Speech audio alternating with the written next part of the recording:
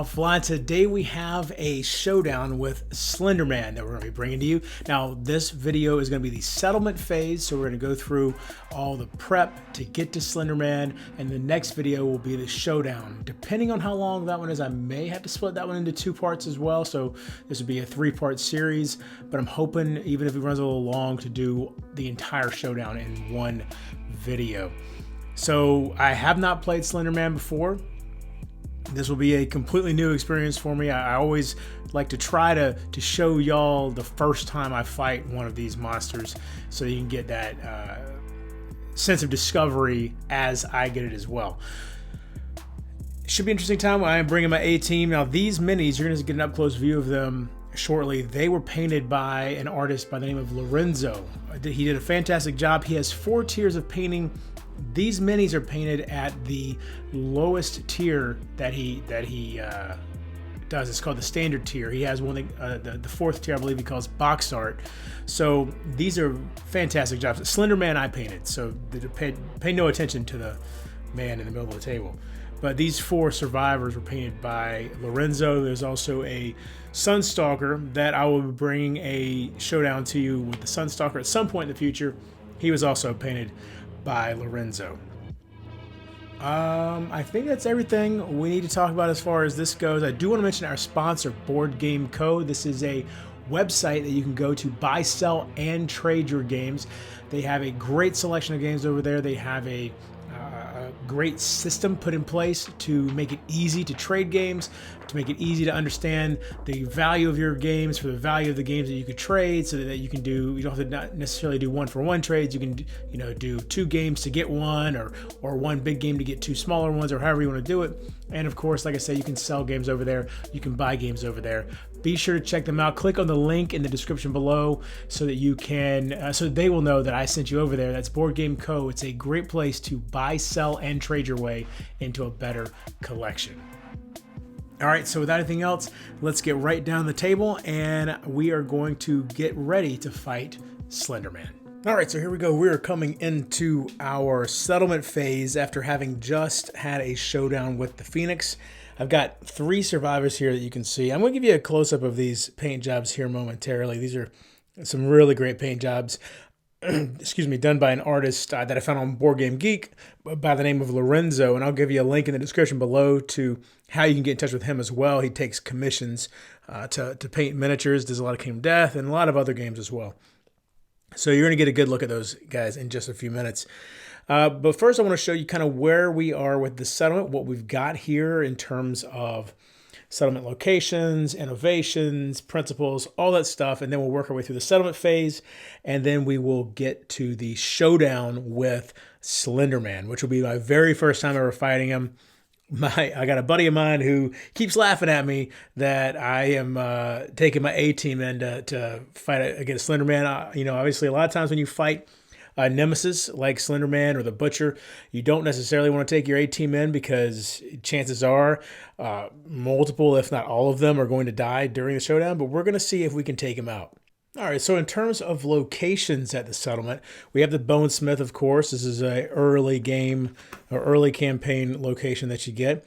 A lot of bone items you get here. We're using bone and everything. Now the 2 that I'm interested in getting right now are the bone pickaxe and the bone sickle. I've got to get leather though. I don't have my leather worker set up yet, so that's something we're gonna think about, maybe trying to get the leather works going here in this settlement phase. Obviously there'd be armor there that could be useful going up against Slenderman, so we'll kind of see what we might need to do here as far as that goes.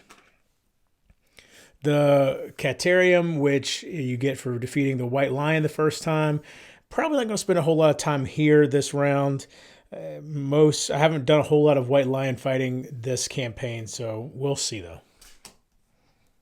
Here we've got the Stone Circle, which is where you can spend most of your Screaming Antelope resources. I do have a few Screaming Antelope resources left, but I don't think we're going to do too much here. Also, for the endeavor you can do here, the Harvest Ritual, it requires a Forbidden Dance, which I don't have, so that's out of play for me right now. Now, the Plumery, I just got this. I just beat my first Phoenix for this campaign. So we have the Plumery now. We'll see what if there's anything here. I haven't really taken a good look at this yet, and I haven't done a whole lot of Phoenix fights in the past, so I'm not super familiar with what we have to offer here. So I'm going to spend a little bit of time figuring out if this might be a location. Obviously, the armor is something I could be very interested in. So we'll take a good look at this once we get into the develop step of the settlement phase and see if this is somewhere that we want to spend some time. All right, here we've got the Skinnery, again, early game location, early campaign location. Here's where we can make the leather worker, 3 hide, 1 organ, and an endeavor, and we can build the leather worker. So we might be doing that here in just a minute. We'll see. Other than that, the rawhide drum might be worthwhile grabbing. I have to take a look at that again. But we don't. We actually require drums though, so we don't have drums yet. We don't have that innovation. I'm going to go through my innovations here in just a second to show what we do have. The rawhide whip we could get because we do have ammonia. That's really not something that I'm looking at getting right now, though. Maybe earlier in the game, especially if we kept dealing with the white lion, perhaps. I don't know. I've never really found a whole lot of use for the rawhide whip, but I'm sure there are certain builds where it is useful. Here we've got the organ grinder, which is the 3rd of the 3 early game locations, early campaign locations. This one does have the augury, which is somewhere we can go spin an endeavor, roll a d10, and you can either, if you roll 1 through 3, lose 1 resource from the settlement, but then gain +1 understanding. 4 through 7, gain 1 survival, and 8+, the intimacy event occurs. And it does have other good stuff here. I've got quite a bit of dried acanthus with my survivors right now. I think each person might have one, or I might have had to use one of them against the Phoenix. So we might have to, I do have some fresh acanthus that we could probably create some more dried acanthus from. Lucky Charms, those are good to have. And I've got a good bit of monster grease as well. And the weapon crafter, now I'm going to be building or crafting the finger of God here momentarily because I grabbed a Phoenix finger and I have 4 bones to be able to build that. So that's definitely something I'm going to be looking at getting. We'll see if we want to, if there's anything else here worthwhile. The counterweight axe, maybe. We'll see. We've got some really good weapons, though, which I'll be showing you here shortly. And, of course, the Lantern Horde, which is our very, very beginning starting location. All right, so, of course, we have language, which is the very first innovation that you get in the game. It gives you a +1 survival limit and the encourage survival action, which allows you to help survivors who are down stand up. Then we've got the Inner Lantern, which gives us the surge ability. Now, this one, I couldn't believe it. It took me, I just now got this right before I faced the Phoenix and wouldn't have beaten the Phoenix without it. So I'm glad that I did manage to grab it. I don't know why I didn't have this until, so that was Lantern year, 9 or 8, I guess. And I still don't have paint either. They just haven't come up. Whenever those come up, I always grab them because of how important they are, but they just have not come up. So I also have Symposium, survival limit +1. And when I innovate, I can draw 2 additional innovation cards. So that's definitely very, very helpful. Hovel, survival limit +1. And departing survivors gain +1 survival. All right. Ammonia, pungent bilious substance, ideal for crafting leather and treating wounds. Departing survivors gain +1 survival. Lantern oven gives me heat, and I get +1 survival whenever I leave the settlement. Storytelling increases my survival limit by 1, and I can spend 2 endeavors. Roll a d10, either get +1 understanding, all departing survivors get +3 insanity, or the white speaker event happens. I've done this once or twice so far, have not gotten white speaker yet, so I'm very interested in seeing what that is because I've actually never gotten the white speaker event. So we'll see if maybe we can get that to happen this time. Nightmare training, spend 1 endeavor and then roll a d10. I have to spend 1 endeavor and actually lose 3 survival as well. And roll a 1, spend 1 survival or die because of an accident. 2 through 7, you may spend 1 survival to train again. 8 to 9, gain +1 weapon proficiency. And 10+, gain +1 permanent accuracy or strength. And then finally, cooking. +1 endeavor. So even though we only have 3 guys coming back, we'll actually have 4 endeavors. Survival limit +1, I can cook, and then I can also spend an endeavor to spend 1 organ and 1 bone to cook stone nose gruel. During the next hunt phase, ignore starvation. So that'd be good when going up against level 3 monsters. All right, so let's move along the track here. We have Survivor's Return, which basically just means that we would heal the returning survivors, remove any tokens that were on them, and but we leave their gear on them. They don't take gear off yet because that might actually have some effect depending on what they're wearing based on certain events that could happen in the settlement phase. Here we gain endeavors. All right, and I use the Scribe Kingdom Death app to keep track of a lot of the paperwork. So you can see you've got 4 endeavors there, 3 for them and 1 for the cooking. All right, now we move up to update timeline. So let's go over here, timeline. All right, Land of Year 9. Obviously, the Nemesis encounter is going to be Slenderman, but we also, of course, need to have a settlement event. We have Dark Trader. A corpulent man reclines on a chair carried on the backs of 4 cloaked men. He offers to sell the settlement many amazing treasures. Each item may be purchased once. So the strange brew will require 6 resources. You excitedly consume the brew, roll a d10, 1 through 2. The liquid freezes in your throat. You are dead. 3 through 9, everything goes red. Gain the rageaholic disorder and the intracranial hemorrhage severe injury. So intracranial hemorrhage means that I can no longer use or gain any survival. The injury is permanent. It can be recorded only once. Gain 1 bleeding token. And rageaholic, your rage boils out of control, causing you to see red at the slightest provocation. Whenever you suffer a severe injury, you also suffer this frenzy brain trauma. And frenzy means you gain 1 d5 insanity, plus 1 speed token, plus 1 strength token. Ignore slow on melee weapons. You may not spend survival, which is one of the key things here. You may not use fighting arts. You may not use weapon specialization or weapon mastery. Can be gained multiple times. Lasts until the end of the showdown. So basically, if you roll that 3 through 9, you turn into a berserker. And then 10, it burns your eyes, gain +1 permanent accuracy. Okay, or the pink stone, spend 2 resources, roll 1d10. 1 through 2, as soon as the trader leaves, you realize that you bought a useless rock. 3 through 9, it's just a sharp rock. Gain a founding stone. Well, founding stones are pretty good. And 10, the stone begins to glow. Gain the immortal disorder. Immortal reads, you are immortal, you will live forever and cannot be killed. While you are insane, convert all damage dealt to your hit locations to brain damage. You are so busy reveling in your own glory that you cannot spend survival while insane. And you can buy a shiny, sexy jeweled thong for 7 resources. Let's see, roll 1d10. You look amazing. If only it wasn't so uncomfortable. Suffer -1 permanent evasion. 3 through 9, it falls apart as soon as the trader leaves. Or 10, wearing it feels incredible. Gain +1 permanent luck. All right, so we'll keep all this in mind. We're going to be using a lot of resources to build some weaponry here and some, hopefully, armor. So we'll see if we've got any resources left over afterwards. Maybe we'll come back to the Dark Trader and see what he's got. If any of that is something we're going to end up buying. But fortunately, that was the only settlement event. So let's go back up to the settlement track. So move forward, update death count. Nothing doing there. By the way, just so you know, our population is 13, and we've had 5 deaths so far. Survival limit is 8. Check milestone story events, nothing there. So now we're into the develop stage. Oh, by the way, I didn't show you our principles. We have the accept darkness society principle. The settlement no longer fears the darkness. Letting go means your resolve cannot be cracked. So we add +2 to all brain trauma rolls. We have cannibalize, because the group I was with when we started playing this decided that we weren't going to bury our people. Survival limit +1. Whenever a survivor dies, draw 1 basic resource and add to the settlement storage. Do not gain a resource if the survivor is lost, ceases to exist, or is exiled. And then we've got survival of the fittest.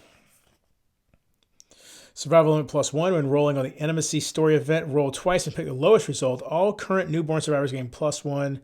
All current and newborn survivors gain +1 strength, +1 evasion. Once per lifetime, a survivor may re-roll a single roll result. They must keep this new result. All right, so the very first thing we're going to do is we're going to build the Finger of God, because I have somebody who is specializing currently in spears. All right, so let's see. With this app, pretty cool. We can go to gear, go down to the plumery. The Finger of God, where is it? What was it? Is that what it's called? Oh, wait, it's not the plumery. That's right. It's in the weapon crafter. Okay.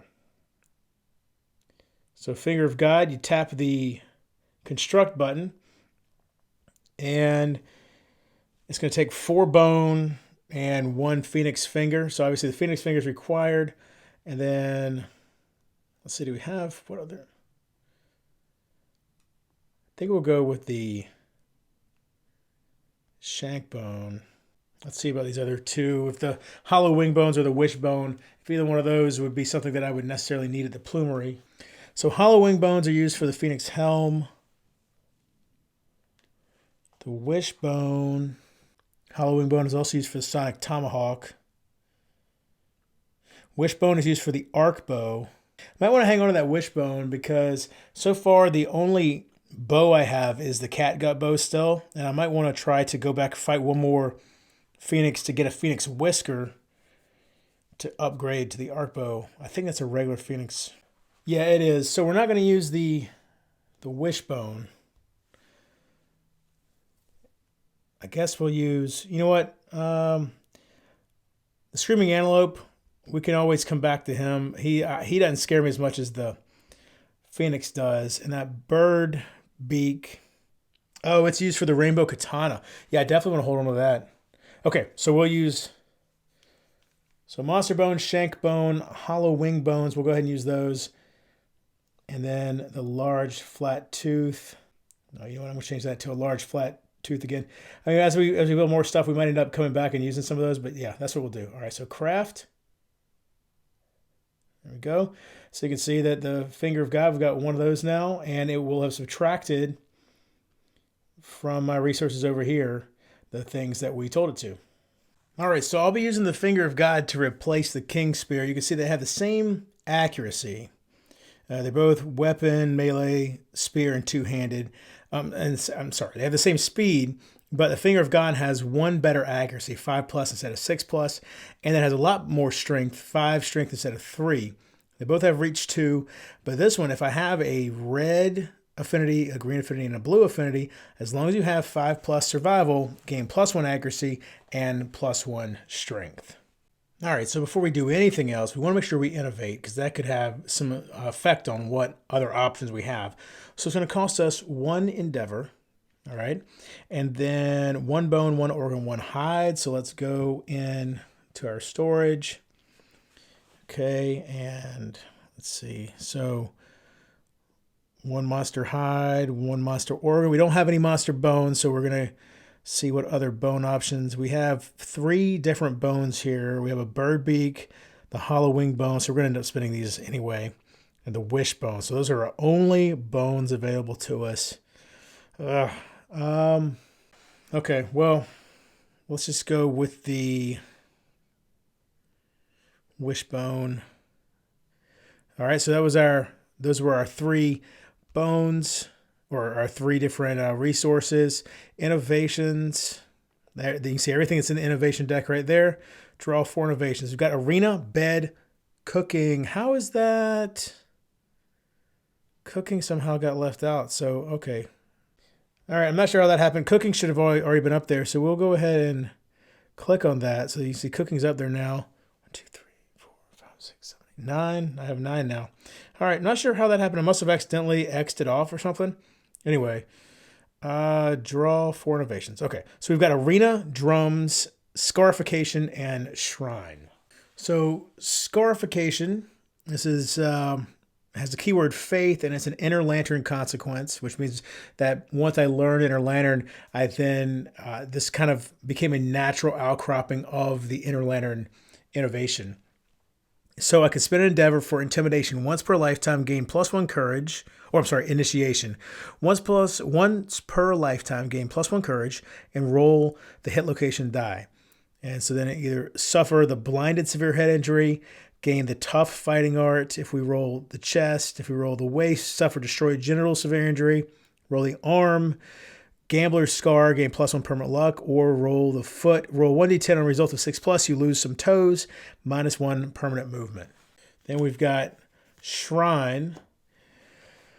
Faith, also an inner lantern consequence, may be used once per settlement phase. We have spend an endeavor, roll 1d10, 1 through 3 departing survivors gain +1 insanity. Or 4 plus, final adjustments to parting survivors add +1 defense to all hit locations. +1 armor, I should say. That's pretty good. Arena. Education keyword comes from nightmare training. Spend a endeavor to spar, and then spend 1 iron and roll 1d10. 1 to 2, you are eviscerated, you are dead. 3 to 4, painful knockdown, gain scar +1 permanent strength, and skip the next hunt. If you already have a scar, the wound reopens, you bleed out and die. Okay. 5 to 9, gain +1 permanent accuracy. 10 plus, gain the Frozen Star secret fighting art. Frozen Star. Once per round, you may spend 1 survival to freeze a monster's brain. They gain -2 accuracy until the end of the round. Once per round, you may spend 1 survival to freeze a survivor's brain, killing them instantly. They die. Okay, I'm sure there's reasons why you would do that, but I don't know what they are. And finally, we've got drums, music, language consequence. Spend an endeavor to do bone beats, and then you either drum alone and gain 2 insanity, rhythmic trance gain 2 survival, or gain rhythm chaser fighting art, or synchronized strike secret fighting art. So synchronized strike, with flawless coordination, you strike as 1. When you're adjacent to a monster, attack with a melee weapon and have an attack assist, your attack gains +1 accuracy, +1 strength, limits once per round. So basically, you'll have to be on either side of the monster like that. And rhythm chaser is on arrival, gain +1 evasion token. When you are knocked down, if you don't have an instrument in your gear grid, remove all your +1 evasion tokens. All right, we're going to go with the Shrine, just because this has some definite upsides when we leave, no matter what happens. So I think that's where we're going to go. Since we're fighting against a nemesis, we're not going to be bringing back any sort of resources this time. We really need to get whatever sort of advantage we can, and if we roll 4 plus, that'd be really helpful. So that is our innovation. Now we're going to go ahead and build this leather worker. So let's see what resources we're going to spend to do that. We need 3 hide and 1 organ. We've got a monster hide. Well, there's the organ, the monster organ. We've got a monster hide. We need 2 more hides. What do we have for the screaming antelope down here? We do have a pelt. So let's go ahead and do that. We'll do the pelt. So we need 1 more hide. Got 3 tail feathers. Yeah, let's do that. We'll do 1 of the tail feathers. Okay. So now you can see we go over here, locations, add a location, add the leather worker. There you go. And here's our leather worker. You can see we've got all these different, the leather mask, the leather bracers, cuirass, skirt, and boots for our armor. Round leather shield. I'm going to take a look at that shield for sure. And then the hunter whip. And then this is how you can make leather. Spend an endeavor, and then any number of hide can be turned into an equal number of leather. So we're doing pretty well on weaponry. So, I mean, let's take a look at these 2 real quick just to see what they offer. I mean, the shield might be worthwhile. So round leather shield, weapon melee, shield leather, 1, 8, and 1. Add 1 to all hit locations, and then block 1. Spend your act to ignore 1 hit the next time you are attacked. Last until your next act. You cannot use block more than once per attack. And then the hunter whip, 3, 6, and 3. That's pretty solid. Weapon melee, whip leather.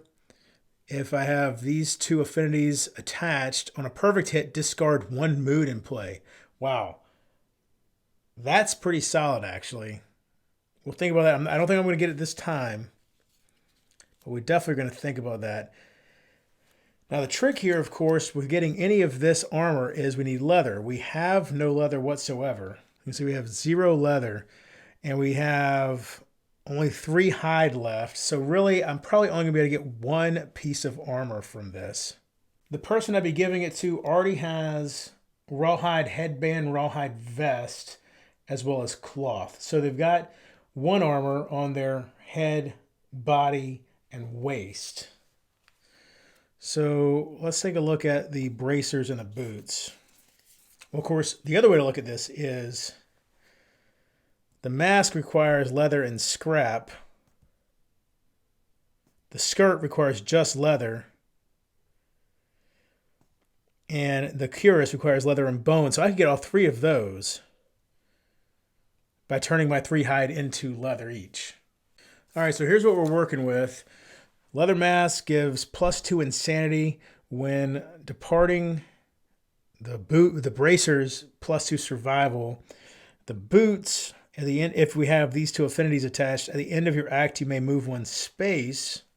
But these 3, this location has 2 faces on the die, so that one is definitely hit most frequently, or theoretically. This one, if you get hit in the head, the severe injuries for the head are extremely damaging, and of course, you know, getting severe injuries to the waist is never a good thing. Meanwhile, if you get dismembered, you got a better shot of surviving with these 2, I believe. I think I'm gonna forego these 2 and get these 3. So mask, yep, sounds good. Craft that. The skirt sounds good. Craft that. Skirt really only costs leather? It sure does. And the leather cuirass. Oh wait, what can I? Oh, because I need to create 1 more leather. I still have that other hide. So minus that hide and restrain right there. Okay.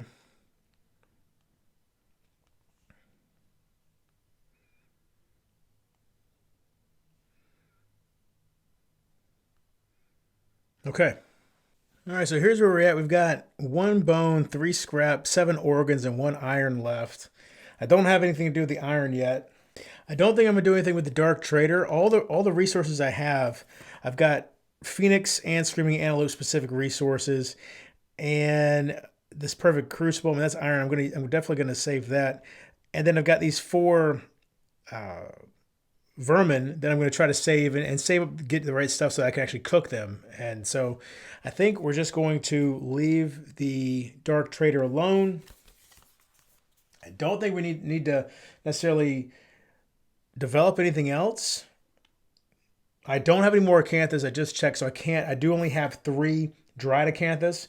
So my 3 melee guys are going to have the dried acanthus. My ranged attack is not going to have the dried acanthus. Hopefully she'll stay away from Slenderman enough to where she won't need it. I just feel like probably my up close guys are going to be the ones that are more likely to end up with severe injuries, but we'll see how that goes. Now I do still have 3 endeavors, so we got to figure out what we're going to do with those. Well, first off, since we got the shrine, we're definitely going to do the armor ritual. So that's -1 endeavor.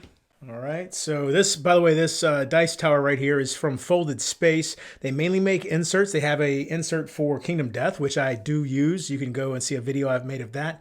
But this is definitely my favorite dice tower I've ever used because it's got a nice quiet sound to it, but still very satisfying to use. Okay, so the shrine, 1 endeavor. I guess it really doesn't matter who I have endeavoring because it's going to apply to everyone regardless. So here we go. 5. All right, so we have +1 armor to all hit locations. Fantastic.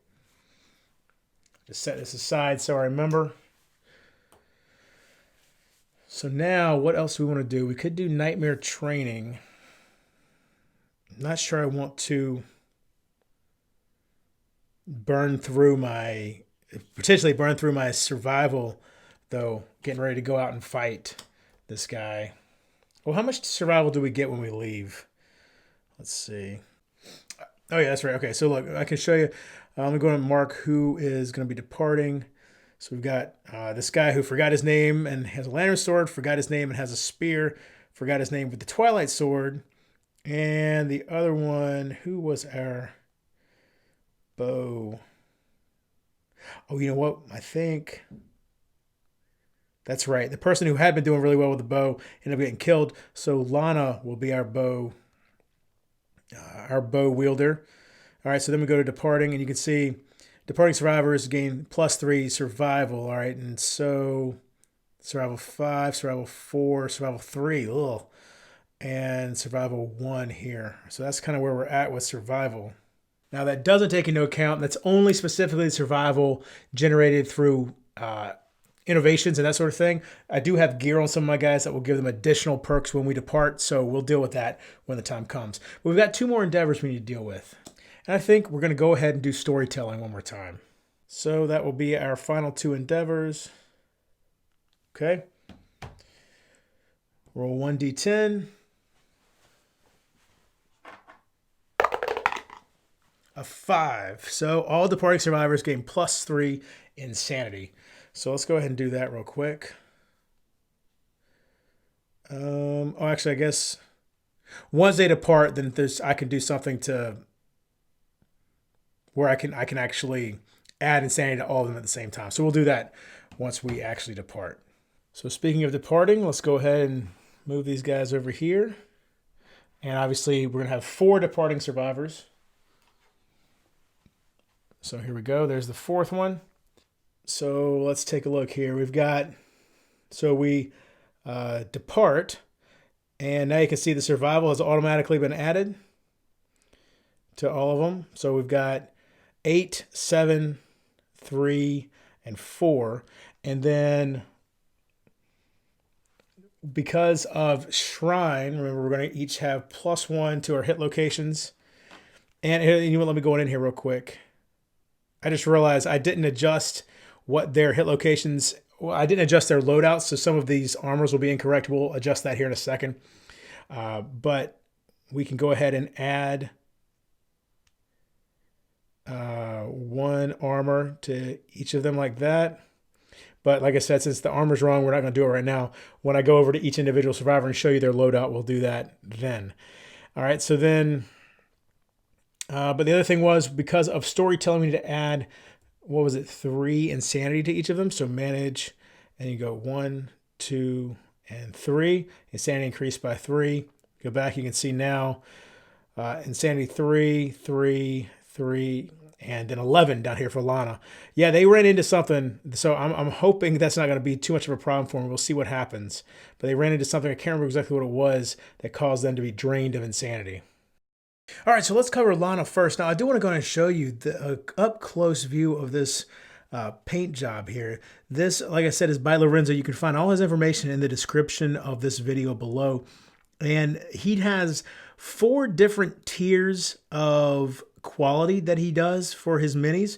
This is the starting tier. This is what he calls a standard tier. And he has, like I said, 4 different tiers. At the top level is box art. So honestly, I can't even imagine what box art level would look like in person, because this is just so far beyond anything that I've done. So that is Lana. All the armor you're going to see these survivors in is going to be Sunstalker armor, because I had him paint my Sunstalker as well. But obviously there's not going to be any Sunstalker gear here, but we'll remember that this is Lana because she does have the bow. All right, so as I said before, I didn't mess up and not finalize the loadouts here before I departed my survivors. So as we go through this, I'm going to be adjusting their armor as necessary as we go through. So the Rawhide Headband, obviously 1 armor. And because we have this affinity here, I can look at the top 2 AI cards of the monster and then place them back in any order on top of the deck. We've got Monster Grease here, which will give us +1 evasion. All right, so there we go. And we've got the Rawhide Vest. And because, oops, hold on. Oh, no, hold on. We got to figure... Do I have a way to get that +1 evasion as well? Here we go. I'm going to actually swap out this bone dagger for this scrap dagger, because hopefully she's not going to be using that melee weapon at all. Except I think the reason I actually... Well, no, yeah, that's what we'll do. We'll do that so that she can get that extra evasion. So that'll put her at 3 total evasion there. Okay. Then we have the Bone Dagger, 3 speed, 7 accuracy, 1 strength. On a perfect hit, gain +1 survival. Then we've got the Catgut Bow, which is going to be her primary weapon.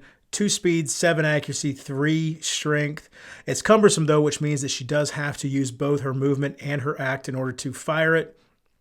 But she can use aim, where when she attacks, if she... reduces the speed to 1 or by 1, then she gains +2 accuracy, which is pretty cool. And she does have 1 additional speed anyway, so that could be very effective. We've got the Cloth here with 1 armor, and Lucky Charm, we do have 2 blue affinities, so she gets +1 luck. So let's go ahead and put that on here. Okay, and then the Cat Eye Circlet, which will let her look at 3 monster hit locations and then put them back in any order. All right, next up we've got this guy who forgot his name. He has the Twilight Sword though. And check out this right here. Obviously neither of those weapons are actually the Twilight Sword.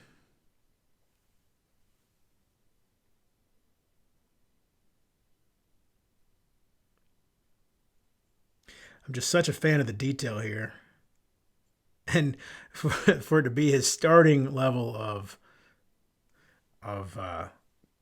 detail is just staggering. Okay, so, oh, by the way, we can't forget, everybody's going to get 1 additional armor because of the shrine.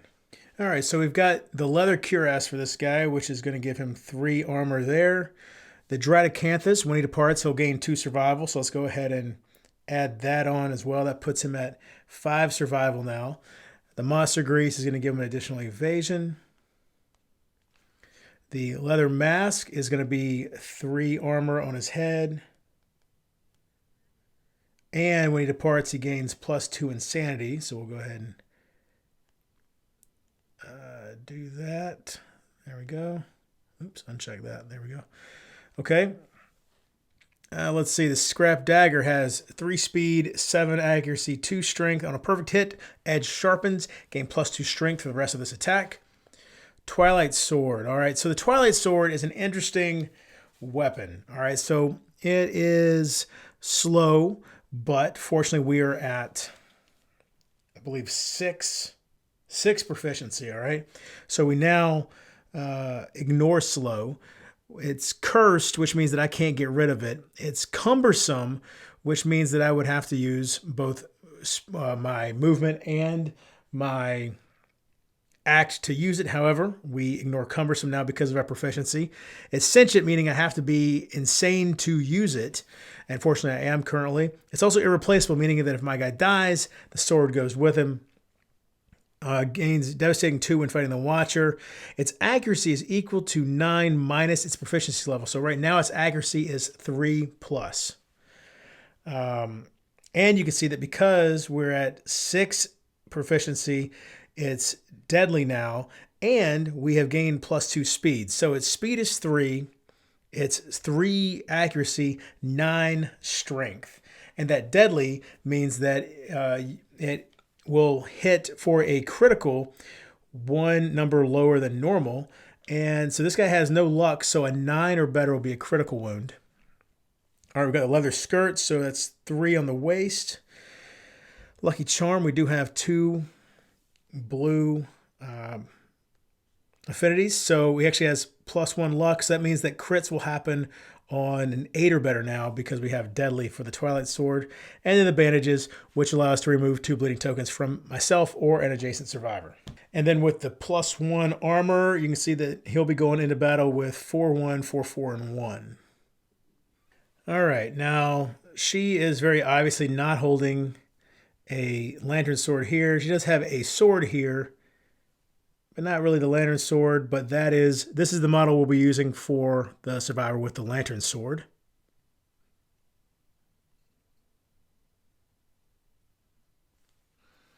Now she does have the sword specialization.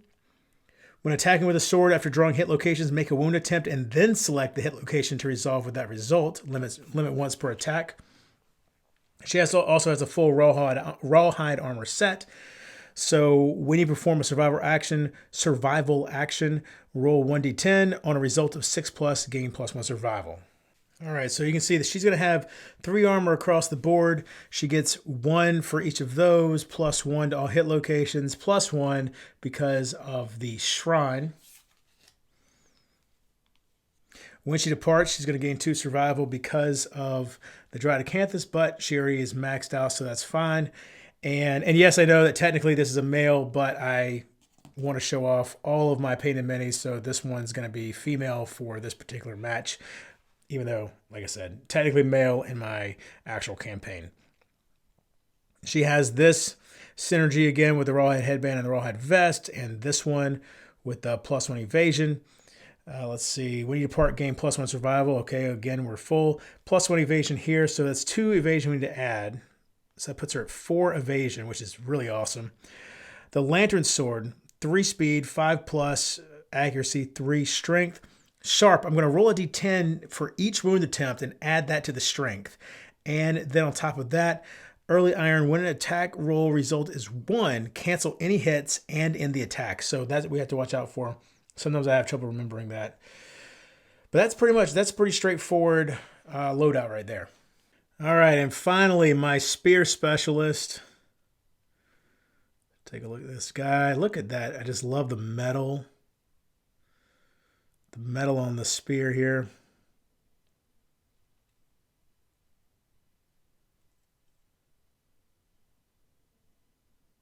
All right, so he is, like I said, a spear specialist.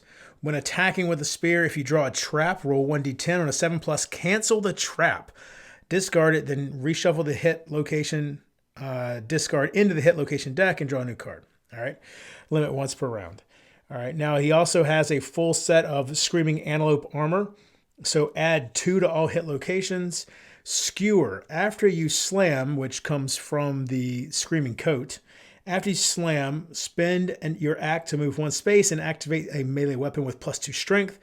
If you wound with a spear, apply that wound roll result to the next selected hit location this attack as well. All right, so now with my spear specialist, technically a female, but the weapon is what always helps me remember which one I'm looking at. So that's why this one's going to be a male. So we got 1 flip-flopped in each direction here. All right, now let's see. So with the Dradocanthus, +2 survival, which will max him out right there. The Screaming Horns, 3 armor. Spin an act, scream. Non-deaf, insane survivors gain +1 move until the end of the round. All other survivors gain +1 insanity. All right, so Finger of God, I do have one of each of those affinities that I showed you earlier. So as long as you have 5+ survival, gain +1 accuracy and +1 strength. So that's definitely something we're going to keep in mind and maybe try to hold on to our survival unless we absolutely need it so that we can keep that going.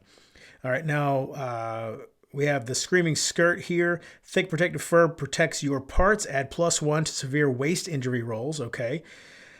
3 armor there. Screaming Coat. Slam. Spend movement to full move forward in a straight line. If you move 4+ spaces and stop adjacent to a monster, it suffers knockback 1 and -1 toughness until the end of the round. So you can see how that combines with the Screaming Armor set to and the spear to really create some great synergy there. As long as I can get that run and start, that's the key. And then the bandages here. Remove up to 2. We already know what those do. Screaming Leg Warmers. On arrival, your feet hurt, gain +3 insanity. Let's go ahead and do that just so we don't forget. +3 insanity. Okay. Screaming Bracers. On arrival, if possible, add an Acanthus Plant terrain card to the showdown. When you activate terrain, you may add +2 to your roll result. So let's remember to add that, and that will help us harvest it as well. And then the Lucky Charm, we get +1 luck there. All right, and now because of we have the set, add 2 to all hit locations. Normally it would do that automatically as well, but I had not told it in the loadout that the set was there. So I'm going to add 2, 1, 2, and then 1 more for the shrine. So this guy, really 655, 6'5", fantastic armor going in this fight, hopefully. Okay, so there you go. We ended there with the loadouts for the different survivors. We are ready to get in and fight Slenderman. I'm hoping that I've got enough armor. I'm hoping that I've got enough weaponry to really take care of this guy. I'm very excited to be bringing a Twilight Sword into this fight. A Twilight Sword that actually has some proficiency on it. I'm hoping that that will give me an edge. The Finger of God should be good. I mean, I'm really excited about the weaponry. I just hope that my survivors are sturdy enough to hold up to whatever he's got to offer. So be sure to come back and check out the next video. Also, please consider supporting our Patreon. We are currently saving up for a new camera for the channel. Everything that it comes to us through Patreon will go towards that new camera. Yeah, I think that's pretty much it. Until next time, if you're bored online, bored offline.